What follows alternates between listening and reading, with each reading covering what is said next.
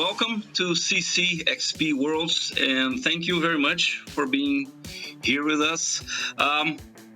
Now we have Shipkid, superstar graphic designer, a personal hero of mine in the graphic design world, and an author of books that he has written, edited, and designed. Chip, thank you very much for being here. Welcome. Well, thank you. I'm glad to virtually be here, and I hope to sometime actually be in Brazil. I've never been before, and I'd like to. We're gonna make sure that this comes through eventually. Good. You're gonna celebrate next year your 35th anniversary as into design, and but you've been a comics fan much before becoming a graphic designer. So this is a two-part question. The first part is, were you as surprised as I was when you found out that there are graphic designers that are not into comics? And the second part is, do you think that your passion for comics as a visual medium has contributed somehow for you pursuing a career in graphic design? Okay, so first part of the question, it's funny, when I was a graphic design student in college, I got a great education, but I remember at one point, probably in my junior or senior year, one of my teachers was saying, you're basing all of your graphic design solutions to these problems, you're basing everything on comic books. And he was sort of warning me against that, because he said, unless you want to get a job in comic books, you're not going to do well, because your portfolio is just going to look like that, and you don't want to get a job in that, do you? So I didn't get a job in that. I got a job in doing book covers for literature, for quote real books. It wasn't till a good 10 years after I started doing that I started to get the comic book work. But I wouldn't say, I'm not sure about the question of, am I surprised that there are graphic designers who aren't into comics? I mean, I'm not surprised at all. I mean, I've met a lot of terrific graphic designers who just, they aren't into it, and they don't have the comic book gene, but they're great designers. I wouldn't say that's unusual or strange. But I would say being a fan of comic books as a kid did influence my visual sense when I was starting to become a designer. And there's a lot of different ways to explain that. But I think there's a sort of, in most of my work, there's a division between the typography, the words, and the images. And I definitely think that comic books and comic book panels definitely influenced that. Well, besides Batman, who we know it's a passion of yours. What else do you read? I mean, do you have a pull list from your comic shop? So, do I have a pull list from my comic shop? I guess the short answer is no, I don't. I mean, I have an account at my comic book shop at Midtown Comics here in Manhattan. But I prefer to go in there in person and just look and see what's out that week, and then sort of take it from there. There's certain writers who I like to follow. There's certain artists who I like to follow. And I base it more on that than the characters, although, a lot of the writers who I really like Grant Morrison and Neil Gaiman, like all the Frank Miller, the people that you would expect, all do work for Batman stories and what have you. So usually I'm reading something Batman because it's by them. Anyone else besides, Gaiman and Miller, that's whose name appears on a comic book cover or graphic novel that you don't even know what's about, you pretty much pick it up? I mean, there's a lot of people. This guy that I'm publishing at Pantheon this month, named Pat Dorian, his new book is called Lon Chaney Speaks, and he was somebody who I just sort of not discovered, but discovered for myself at a small comics book, an independent comics festival in New York called MoCCA, MoCCA. And he had a table there, and he had mini comics about this old, long dead movie actor named Lon Chaney. And who played the werewolf, and a lot of, his son played the werewolf. Lon Chaney Jr. played the werewolf. Lon Chaney, his father, played the Phantom of the Opera and the Hunchback of Notre Dame. And all of his movies were silent except the last one. And he died relatively young, died at 47. But just to get back to your question, I didn't know who Pat Dorian was, and I just knew really good storytelling when I saw it, in terms of the writing and the drawing. And so I then pursued him to do the book, which is just out now, called Lon Chaney Speaks. But I hadn't heard of him before that. And when you're doing an art book or a comic art book, such as I have here Rough Justice, one of the many that you've done. When it's, for example, Alex Ross, is this something that the publisher gets you to do it, or is it something that you pitch, or is it Alex that pitches you an idea for a book? Oh no, I totally pitch it to my editor-in-chief. And all right, so with that book, you're dealing with obviously the DC characters. So you have to get the license to do that. And I knew that Alex wanted to do that book. He wanted to do a sketchbook of his DC stuff. And with Alex, who's one of my best friends,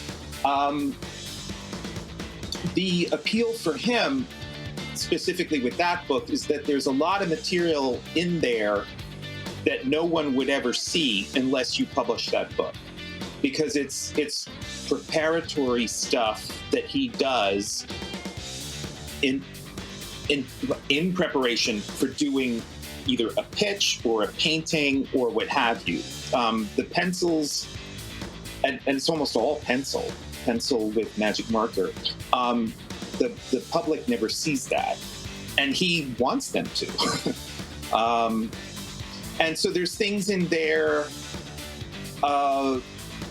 because when he does a pitch to DC or to Marvel, yeah, exactly. So his heart is really in that, and then if it gets turned down, he still wants it to see the light of day, and so that's a way for that to happen with that book. But DC has to okay that, and they have to approve everything, and that's all right. That's part of the process.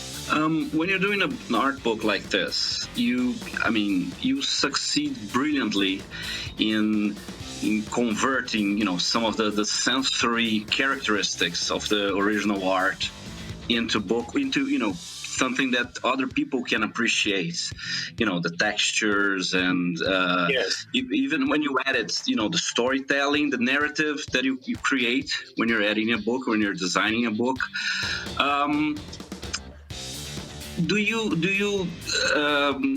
worked, as you mentioned, with many, pretty much everyone from Marvel and DC, and authors such as Jack Cole and Charles M. Schultz and Alex and Chris Ware.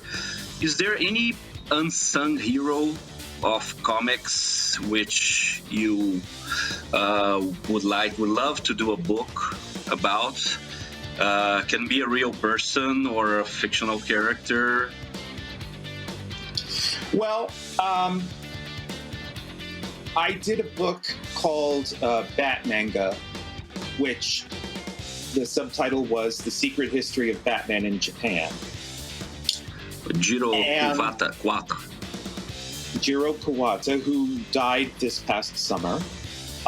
Yes. And that was a great passion of mine. What I really, really like to do is the Superman equivalent of that, which is very doable in terms of the material. It's amazing. So there's a secret history of Superman in Japan also. Yes. You see that. That basically says in Japanese that this is an official licensed Superman book. So I would love to do that. In terms of artists, I'm going to be publishing in the next couple of years a guy from Toronto named Maurice Velicou, who's doing a memoir. He's an amazing talent. I'm doing a big graphic novel by an artist named Anders Nielsen. And then I published this contemporary guy from Japan named Gengaro Tagame, who I just think is the absolute best. I love all these people. I don't publish anybody whose work I don't love. I don't publish anything because I have to publish it or somebody's making me publish it. I really am very passionate about all these things. And some of the artists are well known, some are not so well known. Like we published, Gengaro Tagame. That's a long story, but he was very much a cult artist, and then he did a work that really brought him into the mainstream in a big way, and we were able to publish that in English, called My Brother's Husband, which is an amazing graphic novel. So I think it's great fun to discover somebody and try and get them a wider audience, but it's also great to publish somebody like David Mazzucchelli, who you just worship as a superhero artist, but he's not doing superhero comics anymore. And then he does this incredible graphic novel called Asterios Pala, and we were able to publish that. Brilliant. It really is. It really is. Yeah. I don't know if you can confirm this or not, but there has been some rumors that you're doing a fantastic project on royalty. Like a fantastic royalty, Yes. I don't know if we've really announced it yet, but I'm doing what I would call an archival Fantastic Four project, and it's for Marvel, obviously, but the publisher is going to be Abrams Comic Arts. And it's definitely happening, but I don't think they've listed it yet, and I don't think they've announced it yet, because it's for a year from now. So a lot of the publishing houses are just starting to. They haven't announced next fall yet. We shot it 2 weeks ago, and. It's going to be really, really interesting. I think you can sort of guess what it is, because it will be the 60th anniversary of the first appearance of the Fantastic Four. So you can sort of guess it. You can sort of guess it from there. I mean, I've teased it on social media, and it's not that it's any big secret, but I think it needs to be done, and nobody's done it. Nobody's really done it quite like this. They sort of tried to in the past, but we're really doing it. When you said that you shot it, you mean photography? Did you paired with Jeff Spears again? Yes, I shot it. Jeff shot it. I've worked with him for 30 years now. We got this. It's a favorite in the house. Well, it was a privilege to work on that book. Oh yes, and the posters too. When you're doing a book like you've done, for the Charles M. Schulz state, how much of it does make into the book? How much of the original things you see make into the book, and how much it's left out when you're thinking of a concept, or when the publisher thinks of a particular concept to tackle in one publication? Well, in the Peanuts books, I've done 2 of them. So you showed the first one, and then the more recent one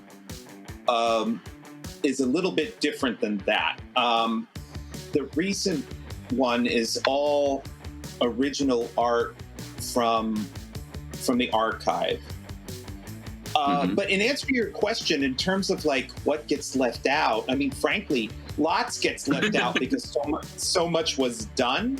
But there wasn't anything that I wanted to do where the Peanuts estate or his wife, Jeannie Schulz, said, no, we don't want you to do that.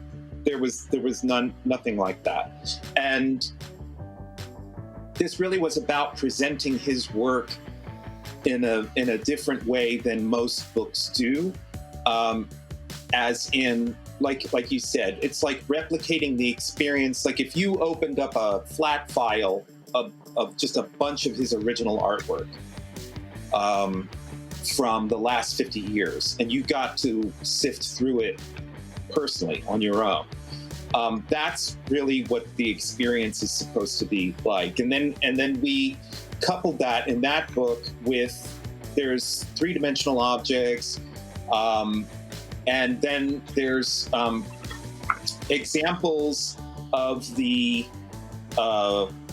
strips as they would have appeared in the newspaper, because that's how most people experienced those strips for the first time. So yes, so that's a very early Sunday, colored, and so that's shot from the actual original newsprint that it appeared in.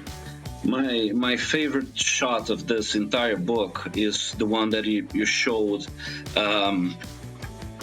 his tools.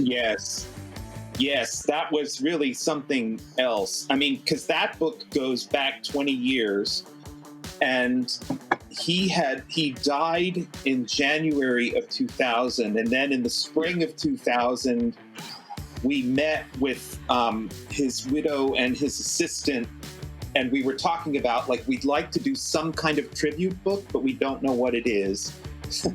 And they said, okay, we'd like you to do that. And then there was negotiating and whatever. But what we did that summer was we went to his studio in Santa Rosa, California, which had been all closed up. And it was almost like a crime scene. There was yellow tape over the door, like, do not enter. And they let us go in, and we just spent a week there, and we just photographed.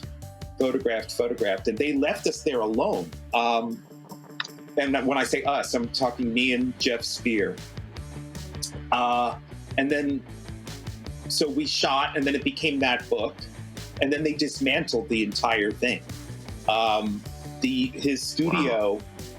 They dismantled the whole thing, and then they recreated a small part of it in the museum, in the Charles Schulz Museum, which they were just breaking ground on at the time. It's an amazing thing. You really, if you're a fan, you should make the pilgrimage to go. It's an incredible but yes, I mean, to see the recreation, knowing what the real thing looked like, it was a little bit. But yes, that shot that you showed was typical of like, okay, this is what his drawing toolkit looked like at the time of his death, and you can see, you know, it's a very clear shot of what's in there. Mm-hmm. Can we talk a little bit about first impressions? We're talking about, you mentioned that you go into a comic shop and you see an author, that, you know, a comic book or a graphic novel with an author that you know, or something that, you know, stirs you up. What draws your attention to in a comic book cover? I mean, what's the right balance of clarity and mystery in a comic book cover? All right. Now, I should say to your audience that those terms that you are using, first impressions and clarity and mystery, are all part of a presentation that I gave for the TED conference series, TED, and you can watch that for free on their website. And that's what it's about. It's about the first impression of seeing something, and then when should something be clear and when should something be mysterious. But I think, you know, a comic book cover, a lot of the comic book covers that I've done, it's like I said, I like the typography and the image to be in a comfortable place, usually separated from each other or just about separated from each other. And what I don't like is when you have, let's say, a comic book logo or a title logo of a comic book that looks like it's trying to be, it looks like it's trying to do too much. It's trying to be its own cover, and then you have the art next to it. And I don't like when they're competing. I don't like when they're competing for the reader's attention. And so usually the comic book covers that I design, you're really designed to see the image first. And that's supposed to get your attention and to get your interest. And then you look at what the title is, and then that will hopefully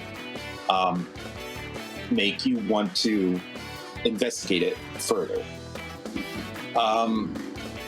So that's talking in very general terms.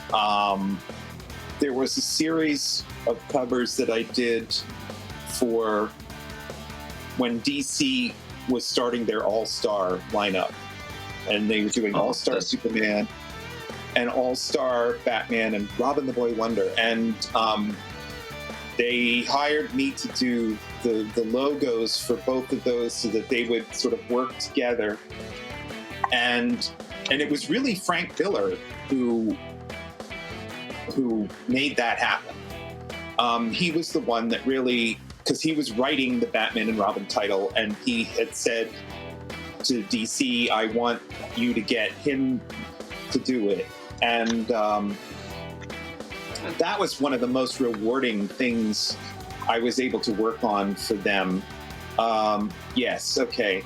So, you know, so there's a logo type that is, I mean, it's doing something. It's not that it's just sitting there, but it's not drawing your eye away from the image. Like, the image is really what you're going to see first. And then the typography leads you basically into the comic book. Like in both cases, like that's Batman and Robin sort of swinging down from the upper left to the right and into the comic book. And with the Superman one, he's sort of like flying up and away from the left to the right, up into the comic book. So, but other than that, it's just supposed to look good and just let you know what the comic is. And then, you know, when you have somebody as good as Frank Whiteley or Jim Lee, you sit back and let them do the work, basically. One last question regarding logos. I wish we had more time, but we're running short here. You know that you are a very particular case in jacket design, in the history of graphic design, mostly because as graphic designers, we design a book jacket, then the book is good, then it becomes a movie. Then what happens next is we got a blurb saying, now a major motion picture, blah, blah, blah. Or what's worse, they take out their adorable cover one designed and they put the movie poster. But you, sir, you avenged all graphic designers when one of your book covers became the imagery for Jurassic Park. Yes. How do you feel having being an avenger for graphic designers worldwide? An avenger for graphic designer. I'm very, very proud of that. What amazes me to this day, somebody just tweeted or Instagrammed or whatever the teaser poster for the new Jurassic Park movie, which due to everything else has been postponed, but Dominion. Jurassic World Dominion, and I'm pretty sure it was the official poster. And they've really gone back to the original drawing, and it's literally preserving it in amber, which I think was great. I'm thrilled. It almost happened by accident. It was really just literally part of my day job to figure that out. And I was mentioning the TED Talk about first impressions and clarity and mystery. My other TED Talk is basically just about my career, and I talk about the Jurassic Park genesis, if you will, in that. So you can also watch that for free, and that will sort of explain it. It's just I don't know what to say. I think it's endured because people love the story, people love the idea. And these filmmakers have figured out a way to make you just care about it again and again and again. And so, if the movies weren't good and the story wasn't good, it wouldn't matter what the drawing looks like. It would have gone to the pages of history or what have you. But it's really been amazing to see how popular that is, and transcending generations. So there's a whole new generation of kids who are growing up with it and love it. And who doesn't love dinosaurs? And you can see them in ways that you've never been able to see them before. So it's great to be associated with that. Thank you very much. It's been a privilege talking to you. And we're going to go back now to CCXP Worlds. All right. Thanks.